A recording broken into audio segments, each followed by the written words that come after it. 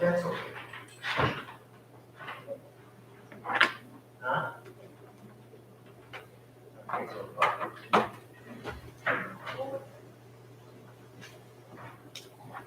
Wow. Try not to move the camera. Moving the camera, because moving the camera makes it break up. Okay. Try not to move the camera.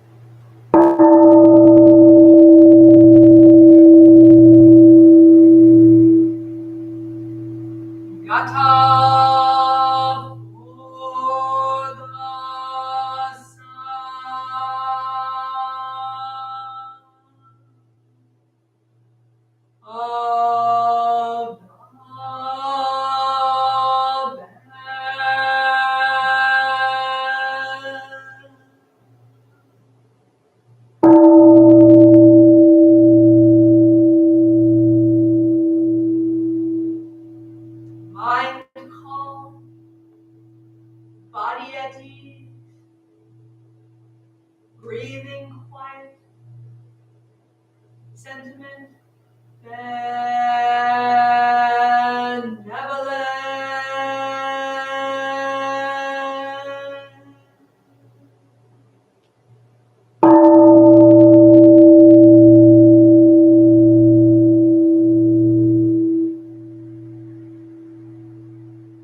Dharma friends, sitting still in vital silence,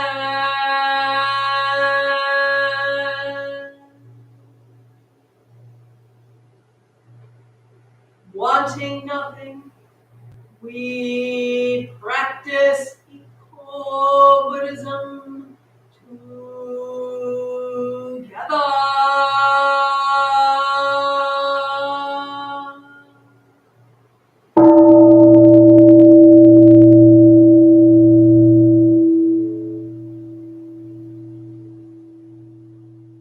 The sound of the temple bell booms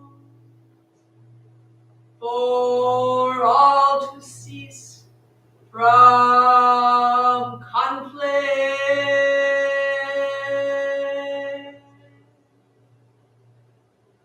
May the way of Buddha usher in the dawn of non-violent global village forever.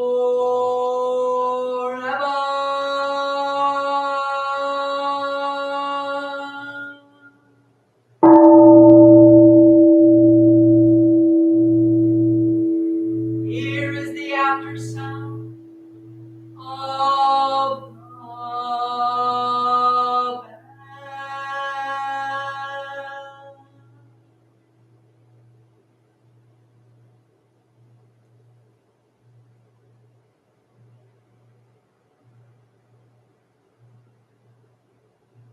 Thunder of silence, light after Dharma rain.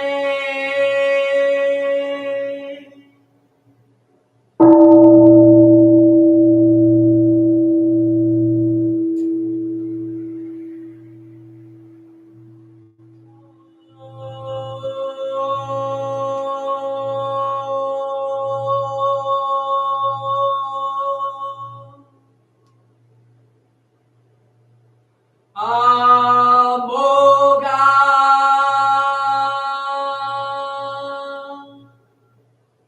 Varochana Mahamudra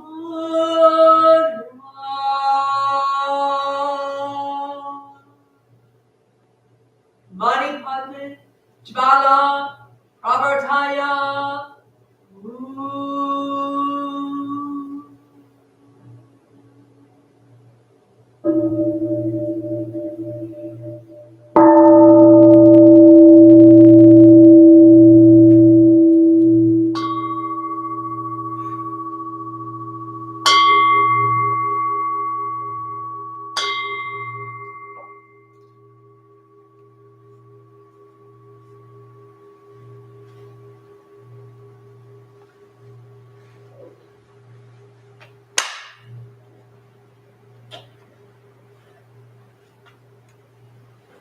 Please stand for the chanting of the three refuges.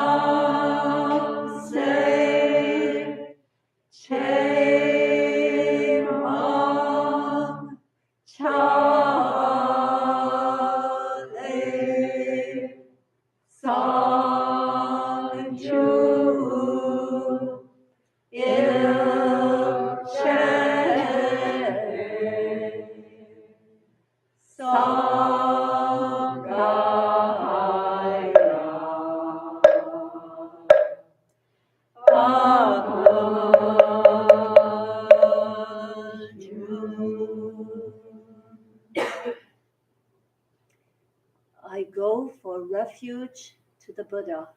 I go for refuge to the Buddha. And resolve with all beings. And resolve with all beings. I will cultivate a heart of enlightenment. I will cultivate a heart of enlightenment. And realize the great way. And realize the great way.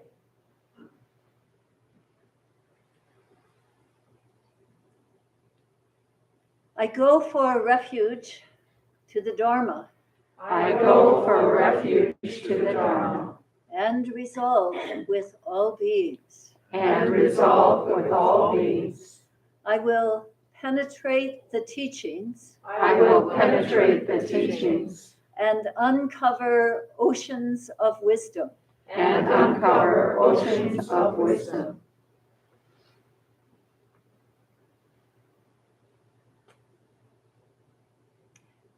I go for refuge to the Sangha. I go for refuge to the Sangha. And resolve with all beings. And resolve with all beings. I will seek peace and happiness for the many. I will seek peace and happiness for the many. And transform this world into Buddha lands unimpeded. and transform this world into Buddha lands unimpeded.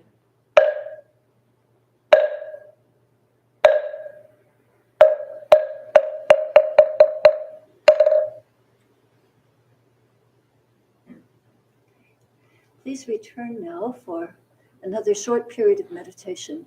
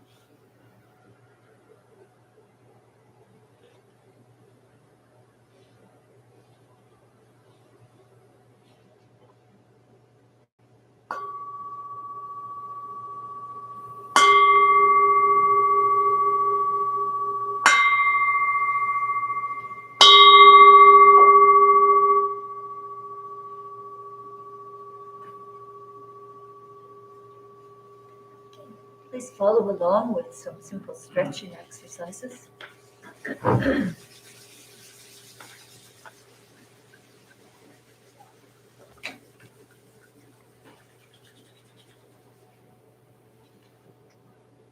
Circling the perimeter of the face, working with the mask.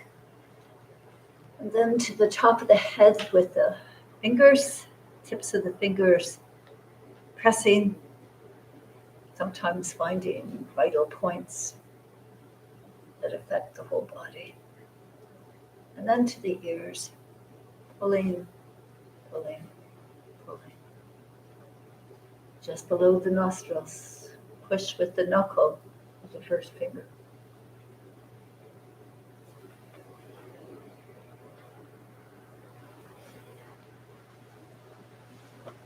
Leaning now into a stretch, chin back, eyes back, consciously stretching the spine. Coming up.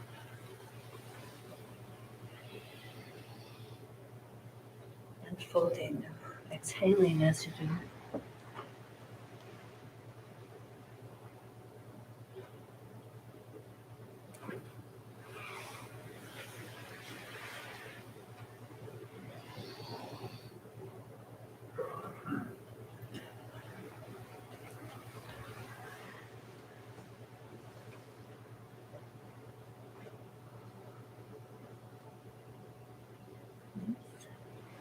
Inhaling up and then just being ever conscious of your body. This experiential body.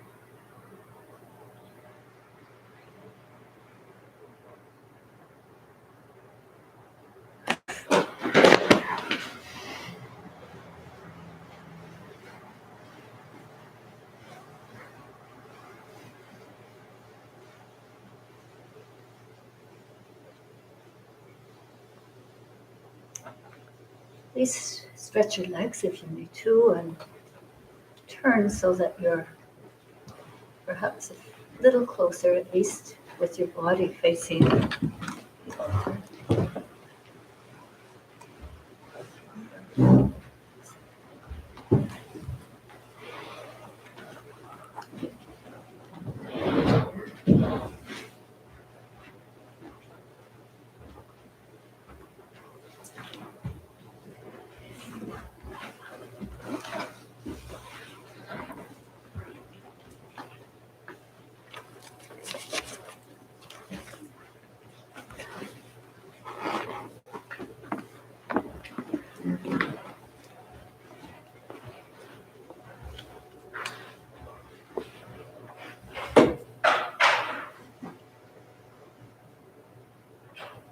closest to my mouth as possible. And your part will be a little later, not at the beginning. Good. I'm going to try and put it on your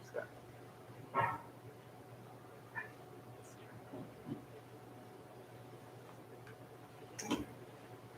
Testing.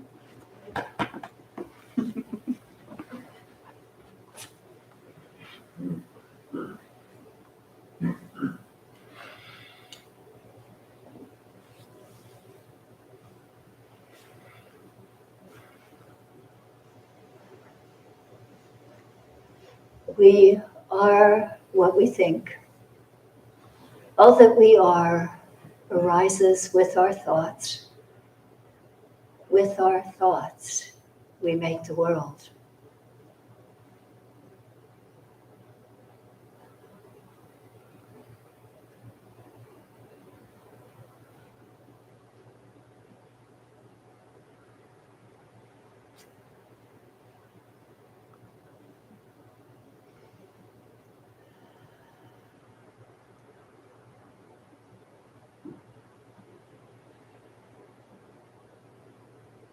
Cold day,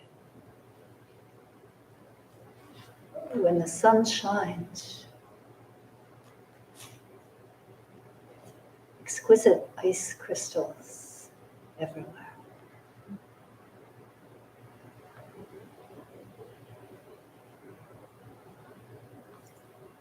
Sitting in meditation,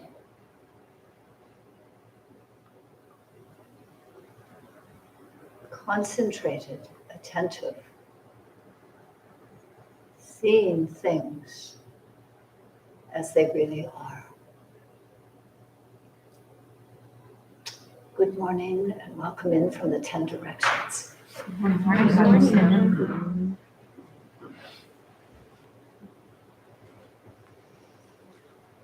Feels like we have a real crowd today. So welcome. Thank you for the efforts you made to join us. We're almost at capacity, I think. Okay. In almost all the Buddhist scriptures, perhaps we could say all of them, and they are vast. We do not just have one book of the teachings, volumes and volumes of all the stories and the teachings, and always pointing toward finding our awakened nature. Everybody's got it. And the practices, of course, are about that too. Everybody's got it. And how to live our lives from that rather than from somewhere else. And each of us has our own version of that. I've been kind of delighted at the sifting out I've been doing of my belongings, which got packed away once when I moved from one of our buildings to another. So it's become my responsibility to go through them. So I find all kinds of old notes and pictures and my journals from pilgrimages. So I found some notes that are about Buddha nature, and I would like to share them with you this morning. Under the title, The Essentials of Spiritual Practice. All beings and everything in the universe share an inherent foundation that has guided us over eons of evolution. Throughout it, everything is connected. Can you see how your perception will change if you really have a realization of that? You know, and you're not in a position of this. This inherent foundation gives rise to all things, and all things return to it. And it has the ability to take care of everything we encounter in our life. What a delight when we learn to do that. It has the ability to take care of everything in our life. Daily life. Yeah. Sometimes this foundation is called Buddha nature, inherent nature, or true self, the one.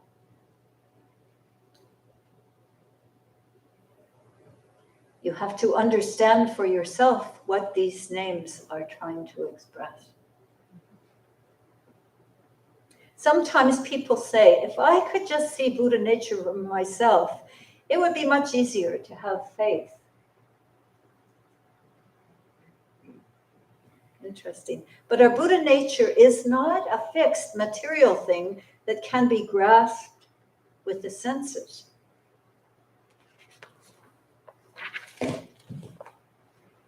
The very first step of spiritual practice is to trust the ability of your Buddha nature.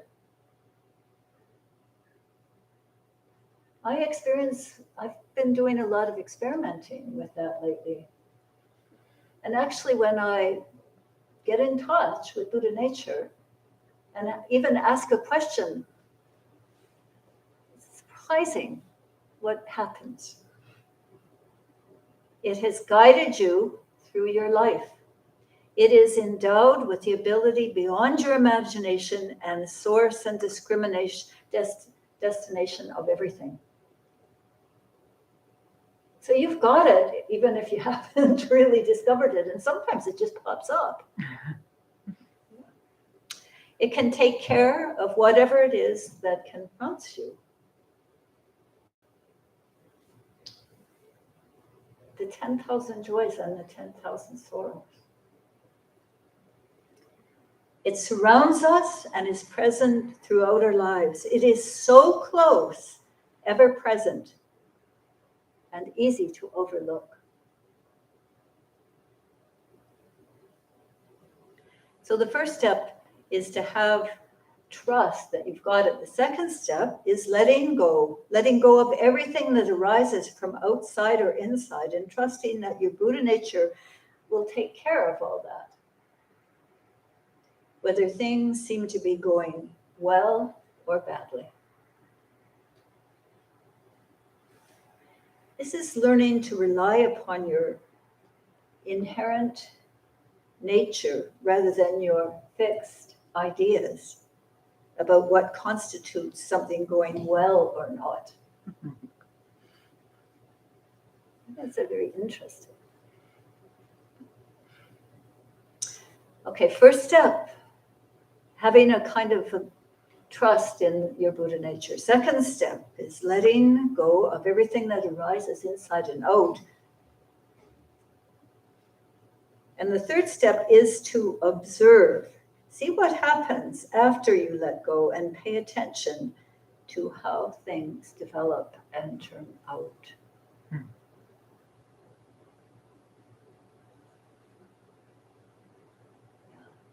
So what if all this stuff arises and it's pretty devastating and quite melodrama? I think we all have our own version of that. And somehow we let it go and come back to the present moment and trusting our Buddha nature.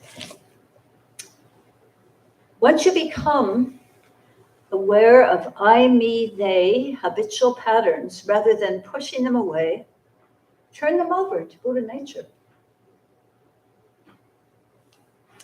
By experimenting and applying yourself like this, you will awake to your foundation, Buddha nature. Okay, so that's for a long time, and probably still, my teacher used to talk about things and he used to read things to us, and I thought, what is, I don't get this.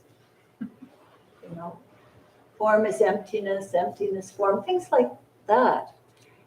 And it took some long time experimentation to say, oh, I get it. So I hope all of you gradually are having an experience like that. When, I know. Okay, so if we look at the Buddhist teachings, they fall into what are called the three great learnings. It's not going to be now. Do you want me to hold it? Okay, the first one. Oops. Yeah, the first one, I think I put there, Shila. These are the moral guidelines. So we're not working in a moral vacuum. There are some moral guidelines. And last week, if you were here, Jagwa read the first 7 of the 14 mindfulness moral guidelines. And we're going to go to the rest.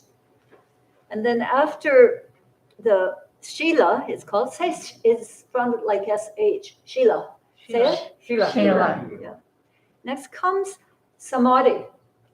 Say it? Samadhi. And Samadhi is another name for concentration, which is one of the qualities that we learn during our meditation.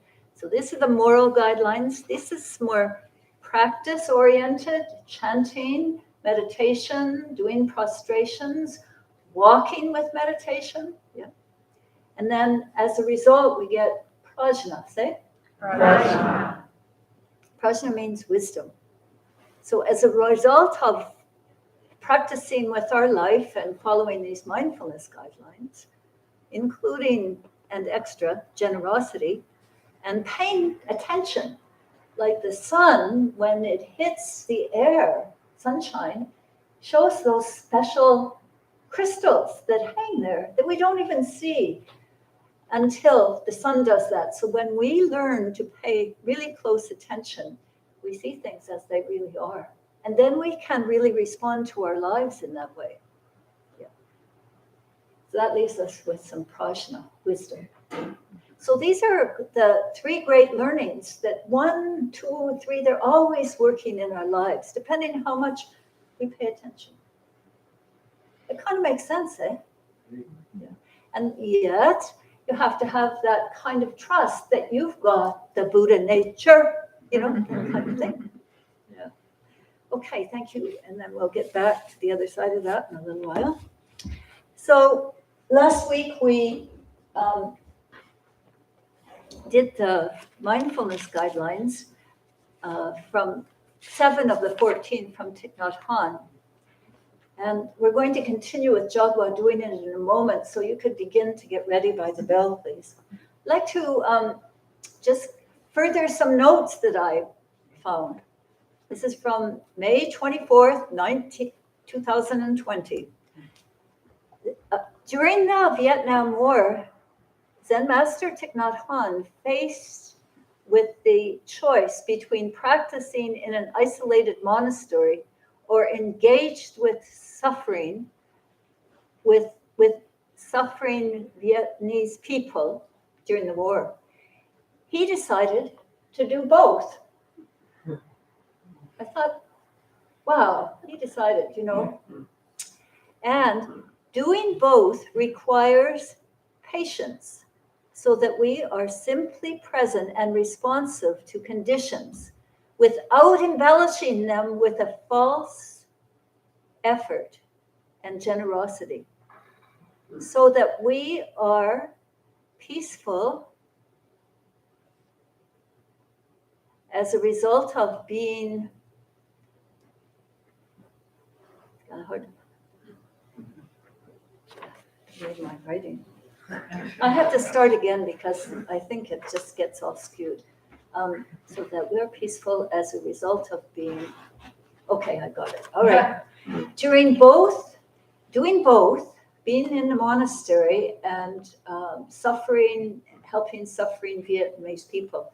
Doing both requires patience, so that we are simply present and responsive to conditions without embellishing them with a false effect and generosity, so that we are peaceful as a result of being other rather than self-centered. So other-centered rather than self-centered or egotistical. So it is the transformation of the selfishness, the me, I, etc. So we are in a similar position, So here we are in the monastery for a little while. And maybe you'd like to come and stay for longer. There's always that possibility.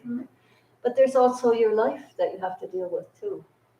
So how to keep the practice, keep with these three great learnings, and also do the work.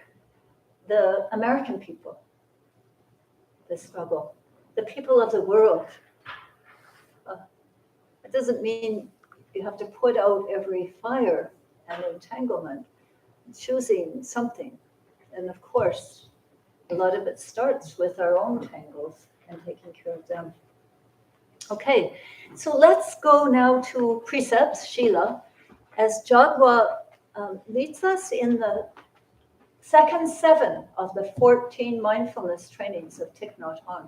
Remember, we are taking some time after Thich Nhat Hanh's death to really remember some of the things he has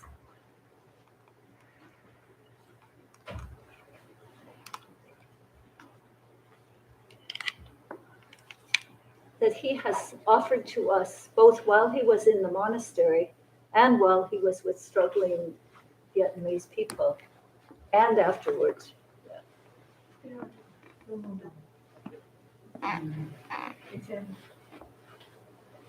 Okay, you ready, Jogwa?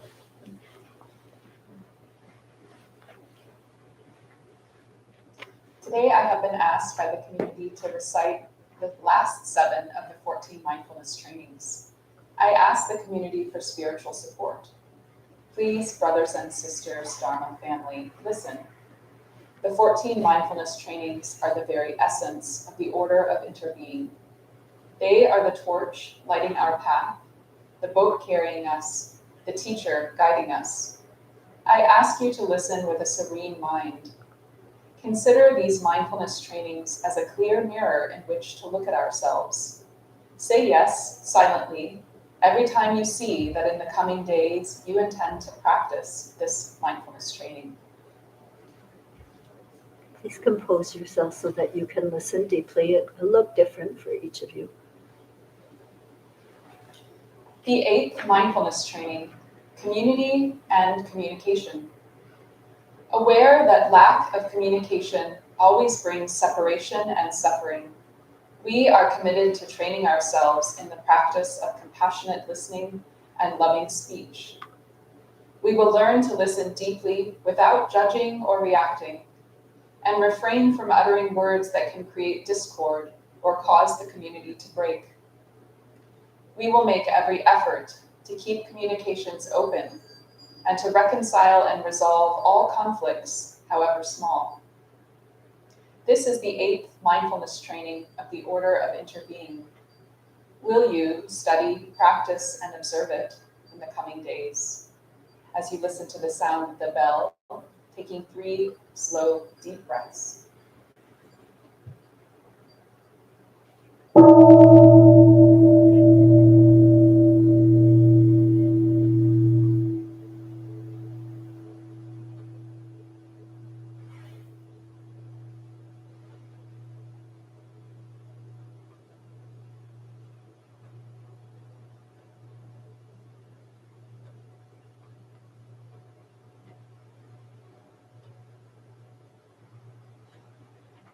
The 9th mindfulness training, truthful and loving speech.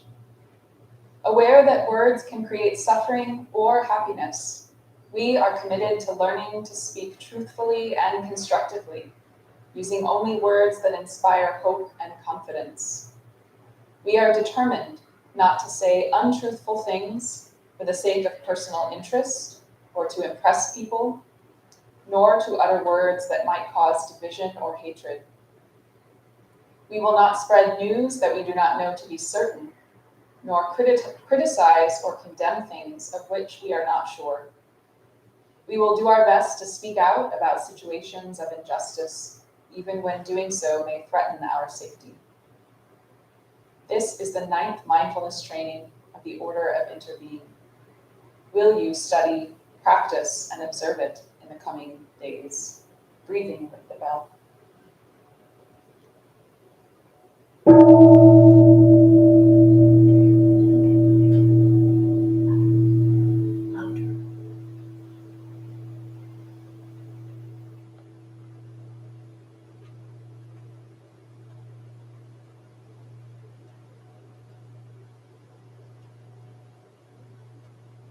The 10th Mindfulness Training, Protecting the Sangha.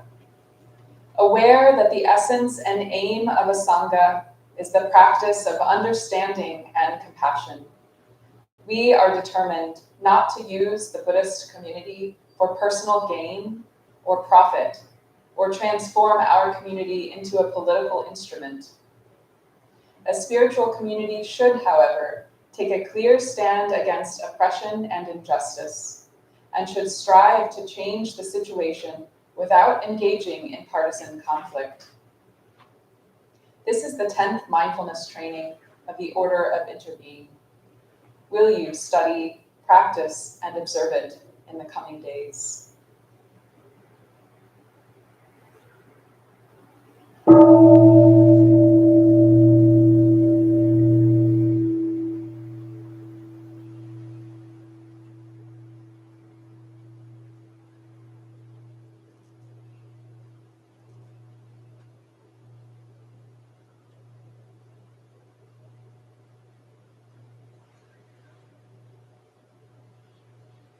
The 11th mindfulness training, Right Livelihood.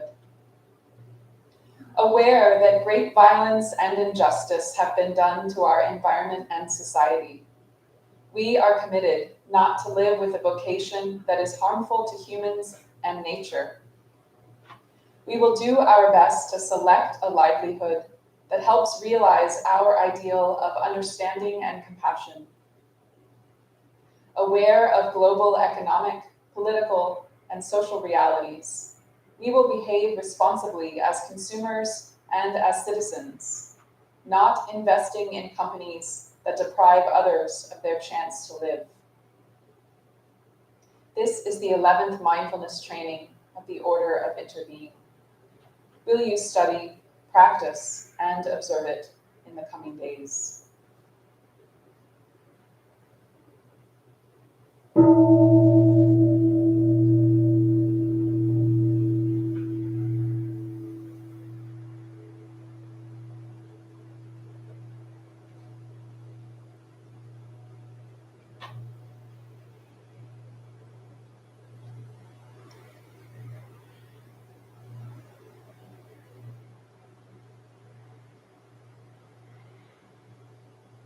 The 12th mindfulness training, Reverence for Life.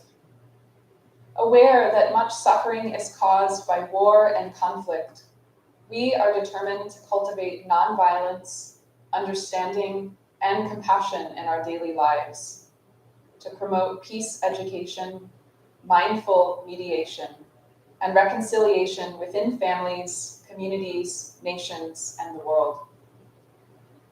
We are determined not to kill and not to let others kill.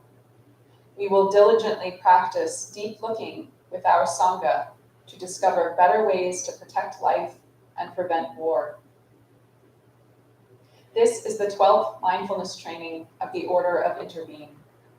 Will you study, practice, and observe it in the coming days?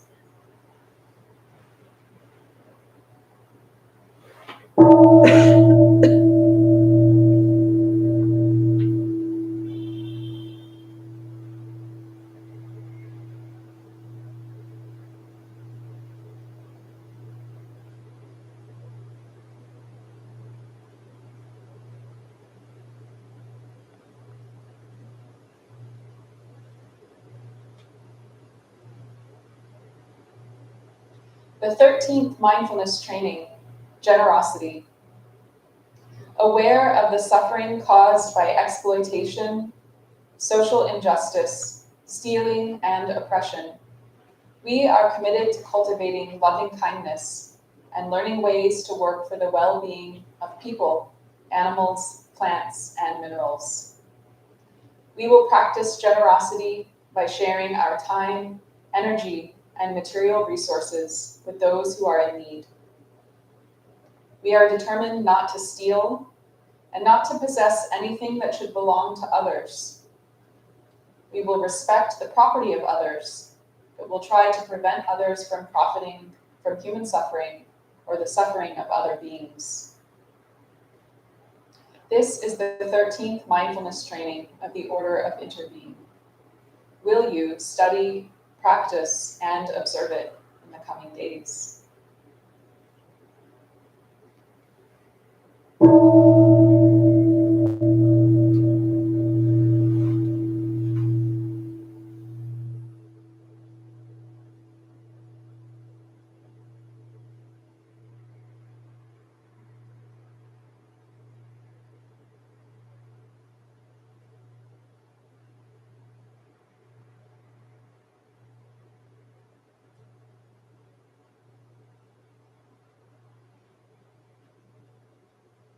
The 14th Mindfulness Training, Right Conduct.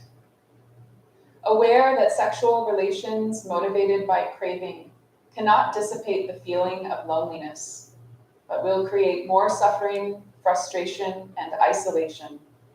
We are determined not to engage in sexual relations without mutual understanding, love, and a long-term commitment. In sexual relations, we must be aware of future suffering that may be caused. We know that to preserve the happiness of ourselves and others, we must respect the rights and commitments of ourselves and others. We will do everything in our power to protect children from sexual abuse and to protect couples and families from being broken by sexual misconduct. We will treat our bodies with respect and preserve our vital energies, sexual, breath, and spirit, for the realization of our bodhisattva ideal. We will be fully aware of the responsibility of bringing new lives into the world, and will meditate on the world into which we are bringing new beings. This is the 14th mindfulness training of the Order of Interbeing. Will you study, practice, and observe it in the coming days?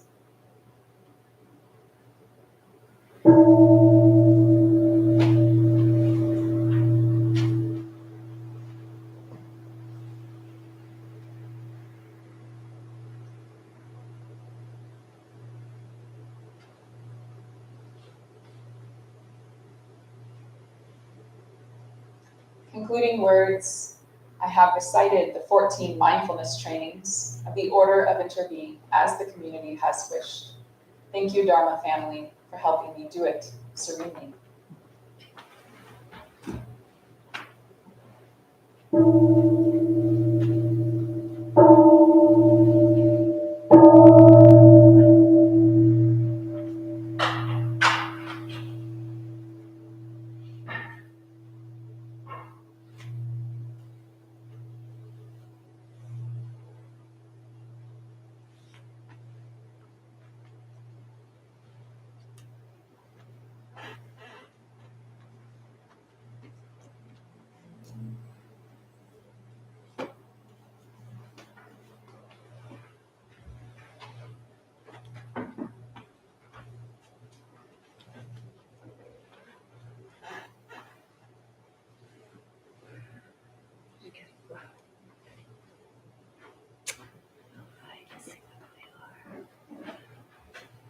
Okay, as we bring our service to a close, I just like to share something that happened just in January when I was leading a retreat at our Springwind farm. It's in the Hudson Valley, and we are just getting it going. It's a very beautiful place. So there were 6 of us for the retreat, and it was maybe 5 days altogether. And we hope it'll be something that happens every year at this kind of dead of winter time. Very beautiful. For the last talk, we had been there doing a lot of walking and a lot of sitting. And it's not a big meditation hall like this, it's in a living room. And there was a fire going in the fireplace all the time. It was the duty of one of the meditators to keep that going, and the rest of us all had duties as well. One of my duties was to give a talk. And so at the end, I wasn't sure. I'm never actually sure what's going to come out of my mouth. You probably noticed that. But I had been admiring all the kinds of Buddha figures around the farmhouse. And one of the residents who was not there at that time is really into going to Goodwill stores and reuse stores and antique stores. And he had collected the most interesting sort of bunch of Buddhist figures. So I gathered them all. And in some sense, I gathered a lot of Buddhist figures from around our temple too, because they represent archetypes, qualities and character within ourselves, and to remind us of those aspects of our Buddha nature. But I like to try to use my words to describe the humble bunch that are at the farm. First of all, it's really striking that there's a statue about this big that's on the main altar, which is kind of an interesting main altar in itself.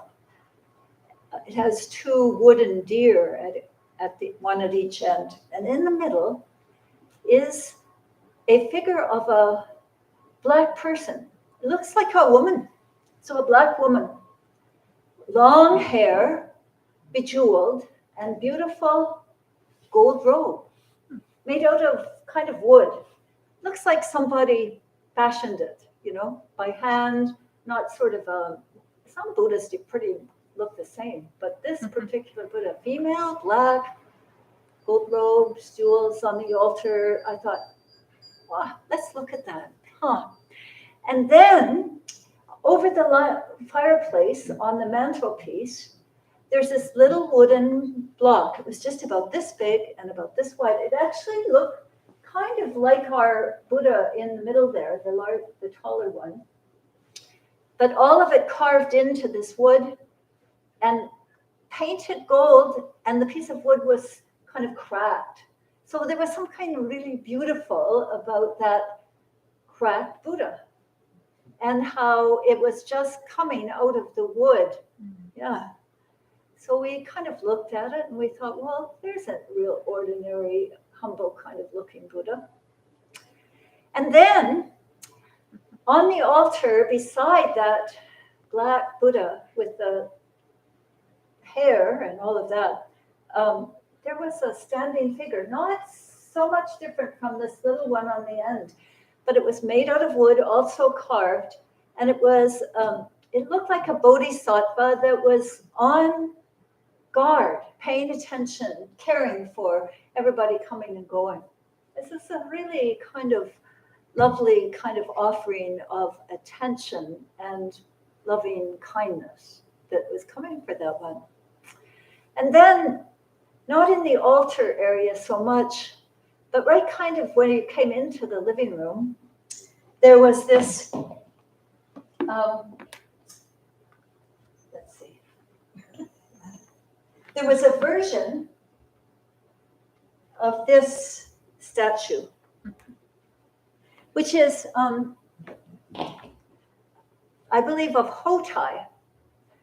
Hotai was a bodhisattva from China and often carried a big bag all around. And from that bag, he would open it up and give. It's kind of a bottomless treasure of gifts, always giving, always generosity. And another version of Hotai that you might have seen in some Chinese restaurants, this one, really got quite a big belly and kind of like, welcome, in a certain sense. Also, I think a version of this one, because this was quite eccentric. He used to play with the kids and wander around doing all kinds of rascal type things. So we together, the six of us, looked, and I asked people to consider the whole kind of spirit of these Buddhist figures. And what came to me about them was, everybody's welcome. Everybody's welcome. So when I bring out our little collection, I don't want to go past our time today because we have a little practice period starting soon. But when we look at these, and I'll look at them with you some time again to look at, this particular, all of these came from different places. We did not purposely, except for that one right there, we went to an antique shop and we got it cheap because it was really gashed up. It had been pirated from a monastery in Burma. And every one of them, again, is just kind of collected from here and there and has some kind of special significance. This one on our altar, just so you know, because you see that every time you come in here, this gesture is the gesture of no fear, of fearlessness, peace, blessings, no fear. We all have these qualities within us. And this whole practice is about our learning to embody them in our lives. Everybody's welcome. Everybody's welcome. So to end the service today, in the spirit of everybody's welcome, and actually everybody's so spunky, Tongsang has a poem which you will probably recognize. Can you take off your mask just because I think we'll be able to hear you better? Do you need the microphone? I can make a lot of noise Yeah. without no microphone. Yeah. Okay. Don't need no stupid microphone. And still I rise, Maya Angelou. You may write me down in history with your bitter, twisted lies. Louder. You may trod me in the very dirt, but still like dust, I'll rise. Does my sassiness upset you? Why are you beset with gloom? 'Cause I walk like I've got oil wells pumping in my living room. Just like moons and just like stars with the certainty of tides, just like hope springing high, still, I'll rise. Did you want to see me broken, bowed head and lowered eyes, shoulders fallen down like teardrops, weakened by my soulful cries?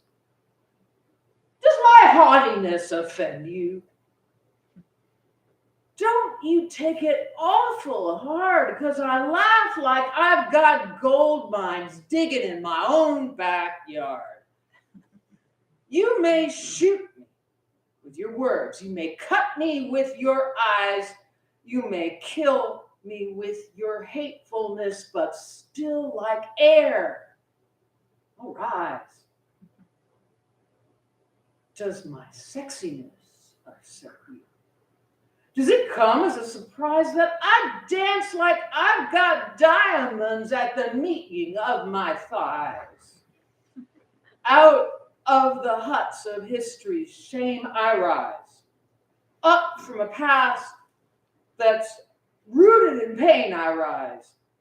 I'm a black ocean, leaping and wide, welling and swelling, I bear in the tide.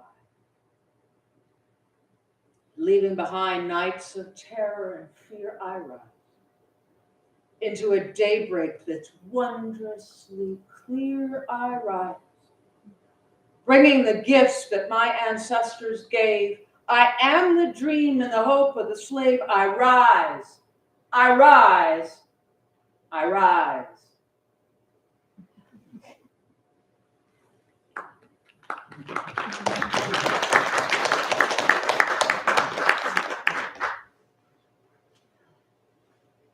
We've all got the Buddha nature, and Maya really says it well, eh? Says it straight. But it's about all of us. And I should not say but, and it's about all of us. Okay, let's finish with the 4 great vows. Please repeat after me. And this is, let the deep meaning of these sink in. All beings, one body. All beings, one body. I vow to liberate. I vow to liberate. Blind passions, one root.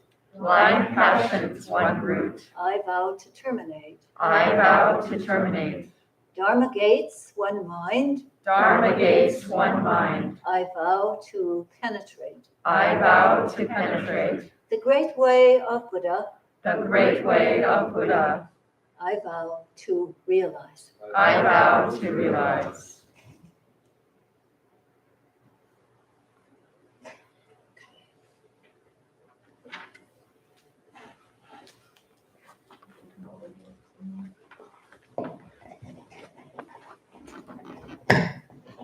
I'm gonna just. Thank you. This is someone, he's our reader coordinator and also person who comes on Saturday to volunteer, set up this room for us. Yeah. It's great to see you guys here again in the sunny Sunday and a really full house. It's great. I think Omicron is passing us by and we'll be able to be our usual spunky selves. So I have some announcements. First, we've got yoga classes starting up on Tuesday. They're at 6:30 right here in this building on Tuesdays. We've got a retreat, a one-day retreat, February 26th. So it's close to the end of February. It's on a Saturday. And we've got an intro to meditation course beginning on February 17th, which might be online, might be in person. It could be a combo. It will be in person. Yeah. In person. Okay, good. Yeah, I know some people are asking about that. So it's another good chance to come and enjoy being at the temple. We do rely on everyone's being here. That's how it all works. And feel free to ask about anything you can do. There's a monetary donation fishbowl outside. You can contribute to that. You can help by moving the mattresses up here to be stacked. Oh, so I'm sorry. So we're leaving things where they are today No? because we are resuming the 4 p.m. service this afternoon.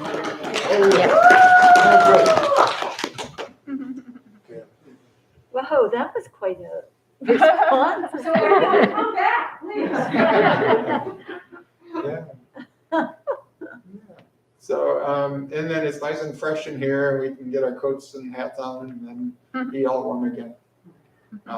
So I think we're gonna probably just exit the way we usually do without you greeting us, and we just file out starting from the middle. I don't think I'll just greet you all right now, because I'm going to go over to the Sangha house where the practice period is.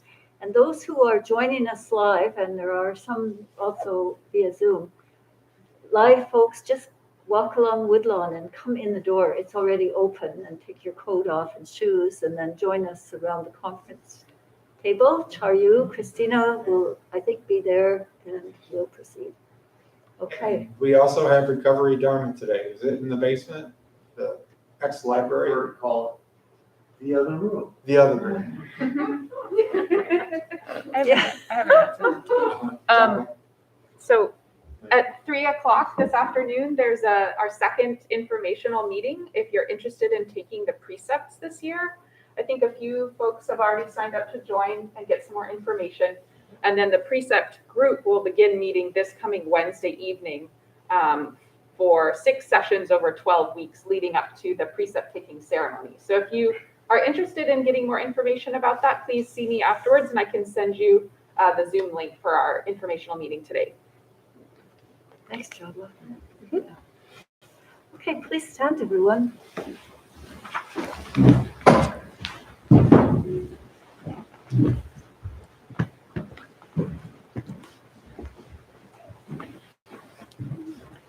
Okay, we're making vows. And that's great to always remember that you're leaving this place a little better than you found it, especially since we have another group coming in this afternoon.